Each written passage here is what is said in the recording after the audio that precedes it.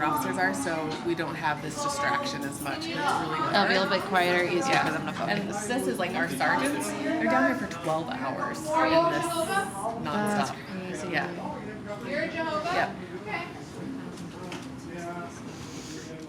The list of issues facing the Flathead County Detention Center is lengthy. There's overcrowding, plumbing and electrical mishaps, and a limited ability to serve inmates who have mental health issues.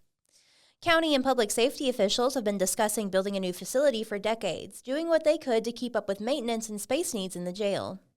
But with the recent proposal of a $105 million jail bond, they have been working overtime to educate the public about what goes on behind those heavy metal doors on a day-to-day basis. There's flooding due to the aging water and sewer system, and it's always close quarters for jail staff who work long hours near the most disruptive cells. Designs for the proposed new facility include 200 inmate beds and a special housing unit with expanded health and mental health facilities.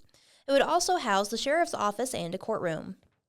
Voters will decide on November 4th whether or not to approve the 20-year bond, which would increase property taxes by $76.72 a year for homes valued at $600,000, according to county estimates. Ballots are mailed for the November election on October 17th and are due back to the Flathead County Election Department by November 4th. Ahead of the vote, the Daily Interlake headed inside the detention center to see what happens at the jail. I'm reporter and podcast host Taylor Inman, and this is fellow reporter Hannah Shields, who covers the county. Here you see us getting fitted with our stab vest to get prepped for our shift at the jail. We wanted to see what it was like to spend a day in the jail. We shadowed the day shift, which runs from 7 a.m. to 7 p.m., arriving at 6:30 in the morning to hear the shift change debrief. Jail staff are not shy about showing the public the facility. On top of doing presentations out in the community, they've been offering tours of the detention center as part of a campaign for the bond issue. Jenny and the staff, we have pretty much had an open door policy on, come in, take a look, and that kind of stuff. I think it's important because TV is not like reality. And so the thing is I think when you go in there, you're going to get that true experience of what it's like on the inside. And then going back and then realizing if you have a career here, that's every day for you. A few days before our shift, we were given a tour by Jail Commander Jennifer Root and Chief Brenna Shively. So this is my office moved over here because the front office, because it's not just the jail going over, it's the whole sheriff's office. Mm-hmm. And the front office is the same way. We've turned closets into offices, we've built extra offices up front, and so we've cramped everyone together. So I was in the front office. I ended up coming back here. I took over our medical office, and then we had to turn one of our inmate housing units into our new medical office. And you'll see, we don't have the healthiest inmates to come through, and our little tiny area is not adequate to handle the amount of inmates that we deal with. Standing next to some of the higher security inmates who struggle with mental health, one of the first things that Root mentions is her concern around their well-being. How the jail has become a place where too many of them end up these days. There's no getting better behind bars. Then oftentimes they're back out in the community. It's also incredibly tough to get a bed at the Montana State Hospital in Warm Springs, the state's only publicly operated psychiatric hospital. Root described a recent case regarding an inmate with mental health issues who was just moved to the Montana State Hospital. He stayed in the Flathead County Detention Center for 2 years while his mental health deteriorated to the point where they were able to involuntarily commit him. That's something that shouldn't ever happen in order to get necessary mental health care, Root said. Being kind and respectful to the inmates and being proactive and engaging with those who have mental health issues is one reason she thinks the jail staff stand out. The commander has always been big on, the next person to come in. It could be your mother, father, brother, sister, cousin, so treat them that way. How you would want them to be treated. When the jail on Main Street was built in 1986, it could house 63 inmates. After multiple expansions, the jail now holds 150 beds. But the jail is kept at about 80% capacity, so there's flexibility to separate inmates. The jail has 2 floors. The first floor has a mix of minimum security cells with multiple bunks and people, single cells housing those with mental health issues, and a front desk-like area where most of the coming and goings of the day happen. There's a command center room with cameras, as well as the nurse's office and administrative offices. The second floor includes a similar mix of cells, the recreation room, as well as a room where inmates can attend court hearings through webcam. There are long hallways that remind you the building has an outdated design, especially for a detention center. In the new facility, Root said only 14 new employees would need to be added due to the improved building design and technology, above the current detention center staff of 38. Along ceiling tiles, you can see signs of water damage, and in the hallway where mental health inmates are, it can often smell like fecal matter or urine. Root said those inmates are more likely to overflow their toilets or urinate or defecate in their cells. If the bond is approved, the new facility will have cells with metal walls instead of painted porous concrete, which would go a long way to help with the cleanup efforts when these things happen, according to Root. There's also the issue of the building's aging water and sewer system. Root said there have been times where the upstairs toilets overflow, causing sewage to leak to the floor below. And as you go through, like next door, like when it floods up on second floor, it goes into detectives, into our evidence, into our, on our under sheriff's desk. Oh, gosh. And it's not water, it's sewage water. I think a lot of times, I think sometimes we have a hard time getting graphic about it because we're like, but it's sewage water. That's exactly what it is. And our staff is going through it, and then the people next door are going through it. But when it floods in here, it's our staff walking through it. So, and it's not necessarily just water, but it's urine. We get a lot of urine coming out. So. Sheriff Brian Heino described one of the more recent leaks. We just had one a couple days ago, which was basically a pipe was leaking in our break room, which was not connected to any of that, so we had to get that fixed. Septic lines, we're 50 plus years on those, and we're starting to see some leaks that kind of start to come about. The bad news is it's above office spaces, and so we see portions of that come into that. We asked him what we could expect during our shift at the jail. There'll be some entertaining types of things that probably happen, but it's very structured, and the staff is very committed to, doing the best job they can over there, even now with what the resources they have. You'll also see some dynamics of there'll be fast times and slow times and all those types of things, but you're basically caring for 100 individuals 24 hours a day, 7 days a week, 365 days a year. So it's We're up bright and early, arriving at the Flathead County Detention Center at 6:30 a.m. on September 29th. All of the officers crammed into the tiny break room, ready to hear where they would be stationed during the shift, including me and Hannah. She would start by shadowing officers on the second floor, and I would be with Officer Brittany Colicino on the first floor. The first 30 to 45 minutes of the shift are quiet, as the lights in the cells are still off. People are asleep and officers prep for the day. But once the lights are on, the day begins in earnest. Colicino shows up with a good attitude and treats everyone with kindness. In between jokes with coworkers, she's also trying to keep things light with the inmates. So there's certain officers that are like super strict and ask inmates, like super strict, and a lot of them don't like that. Well, I mean, being strict is a good thing, but there's a lot of them that treat them just like they're human beings because that's what they are, and then some officers treat them like they're criminals. So it really just depends on who they're dealing with. Me, I'm goofy. I like to have fun with my job. A lot of the inmates know that, so it makes it makes it lighter for them, if that makes sense. Oh, yeah, it makes sense. It makes sense that they wouldn't be so nervous to interact with you. Exactly. The nurse starts to hand out medication, and we continue with business as inmates slowly start moving around their cells. Because to me, it'd be like you're just fighting with somebody that is not gonna listen or whatever. So Yeah. You're way prettier when you smile, young lady. please don't say that. Officers do most of their business by the desks on the first floor. This is where intakes happen and where transfers get prepped before moving to another facility. There's also a bathroom where inmates take their individual showers, as well as the occasional drug test for their parole officer.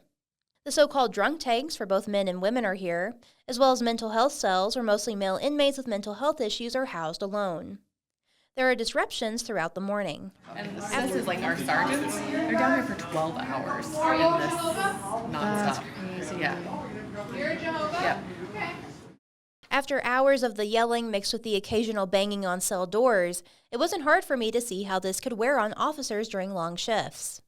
During the ruckus, I also noticed a female inmate on suicide watch who was housed in a cell between two male inmates who spent most of the morning yelling. If I had to guess, those men also had mental health struggles, but I could only imagine how she felt to be in the middle of that all day long.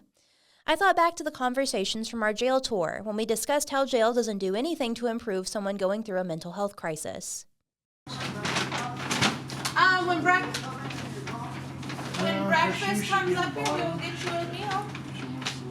With the more rowdy inmates, Colaccino keeps her cool and continues to speak calmly, not escalating but still demanding respect. Plus, the promise of breakfast coming soon is enough to quell many of their worries. Root took me down to the kitchen to get a sneak peek at how the food is made at the jail. While they have hired chefs who cook the meals, inmate workers help prep and get paid a small wage. Inmate workers also get paid to help clean the cells. There is a vetting process to become an inmate worker. They can't have a history of violence or sexual assault and must be on good behavior. This morning, they served up a breakfast of egg hash, biscuits, fruit, and oats.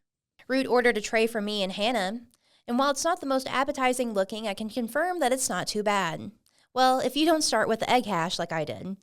Hannah said she ate all of her biscuit and picked at her other side, so she fared a little better. But I guess it's safe to say that picky eaters like me probably wouldn't do too well in the county jail.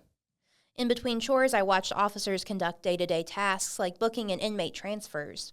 As they went in and out of the vehicle bay outside, I noticed many of them having to stop and fiddle with a lock. Officers were extremely mindful about the door, which sometimes wouldn't lock, but it was a reminder of the facility issues at the jail. During our interview with Heino, he recounted a recent incident where the fire department had to be called because there was an electronic door failure on a cell. The inmate inside was not experiencing any emergency, but not being able to open the door is a huge safety risk. I was wondering if you could tell us a little bit more about the incident with the electronic door failure. I think it was a couple weeks ago when the fire department was called in around midnight. Yeah, so we had a locking mechanism basically that didn't work anymore. Many of these, the facility was built, in the 80s, and we were working towards, we've worked towards adaptions, but basically we saw system failure on that. So we had to, determine the best opportunity to that and, to get the individual out, of course, for many reasons. So we had to call the fire department. They had to use specialized tools to get the door open. And now we had to, again, go back to our, companies and vendors to try to figure out a solution and how to fix that. So, and we're not just seeing that there, we've also had to install additional security, basically some deadbolt op stuff just to make sure everything is fundamentally safe, but we're adapting a lot. There's not a lot of downtime for most of the officers of the jail, so it was easy to see how having to stop and deal with issues related to the aging facility would really interrupt their timely schedule. I like to get things done, our morning chores done. It's more of my whole shift, but I'm like, let's do it. Because we have courts that take place, so if our court officers need help getting people in, I'd rather have those people dressed out and ready to go for court in fresh clothes. Sometimes they need us to stand by the activity room door to help them out. I would like to make sure everything's done so that we're able to go and help with what's needed. Court hearings start and inmates are brought up to the activity room on the second floor to attend over webcam. We break for lunch, and when we return in the afternoon, I move to the second floor. I followed officers during shakedowns, where they look for and confiscate any items that inmates aren't supposed to have. It's a little quieter up here, but some of the jail's overcrowding issues can be seen in how inmates have to be divided up between the cells. Like in the G-Mod, where female inmates with mental health issues are separated by a curtain from male inmates in adjacent pods. This is due to the higher number of female inmates with mental health struggles, according to the jail staff. If voters approve the bond, the proposed new 18,200 square foot facility would be able to hold 200 inmates in general population pods, along with 42 beds dedicated for violent offenders and those with special medical or mental health needs. As our day with jail staff started to come to a close, both Hannah and I agreed it wasn't what we expected. I have a new appreciation for officers who work there and got a good reminder about why jail is a place I never want to end up. And admittedly, we left our shift a couple hours early at 4:30 p.m. It was a long day, and after that experience, I knew I would never be cut out to work in the jail. Hannah and I went to digest our thoughts with Flathead County Commissioners Brad Abel and Pam Holmquist later that week. We asked Holmquist to remind us how long she's been working on drumming up support for the new detention facility. She said it started back in 2015 when she and other county officials received a grant to attend a training in Colorado. Back then, she said the need for a new jail was already obvious. The class included information on how modern jails can be more efficient and a good investment. So the group returned to Montana and began saving money in 2017. And because we knew it was going to be expensive, we learned a lot at school as far as how to sell it, how to go out and promote it, and just how to set it up, frankly, and all of the needs we'd have with architects and engineers and all the things we'd have to do ahead of time. So yeah, that, and then just when Brian came on, we had discussions, and you know, he kept us in the loop. We put some Band-Aids on over there through the years, but it was obvious it was just going to be a need at some point. So yeah. We asked her what the plan would be if voters chose not to approve the bond, as there are still mounting maintenance and facility issues. They've come to us with some issues. You know, they have some electrical issues. We have septic lines that are plugging up. They have door locks that don't work. So all of those things will have to be upgraded somehow with what we already have on our CIP. But basically, we'll be just trying to get by, you know, because at the end of the day, we can't fix everything. You know, we certainly don't have enough funds to fix everything that's going on over there. Without the bond, we'll just have to kind of get by like we have in the past. Overall, Holmquist said it's a public safety issue. Due to the space issues in the Flathead County Detention Center, judges have to pick and choose which offenders to send to the jail, sending away others in order to house the more egregious offenders who need to be in the facility. You know, it's really for everybody. It's community, it's the inmates, it's our detention officers that really are boots on the ground over there and really have to work hard. I know you took a tour of the jail, and it's very very eye-opening. And so I would recommend anybody out there, please take a tour just to know the need, because it's obvious.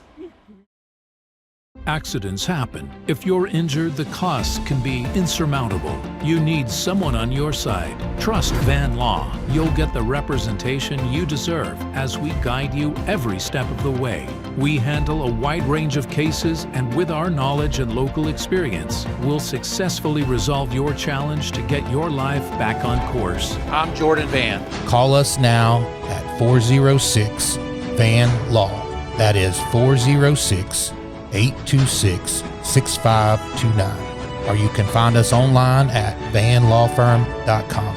Van Law. Legal representation you can swear by, not at.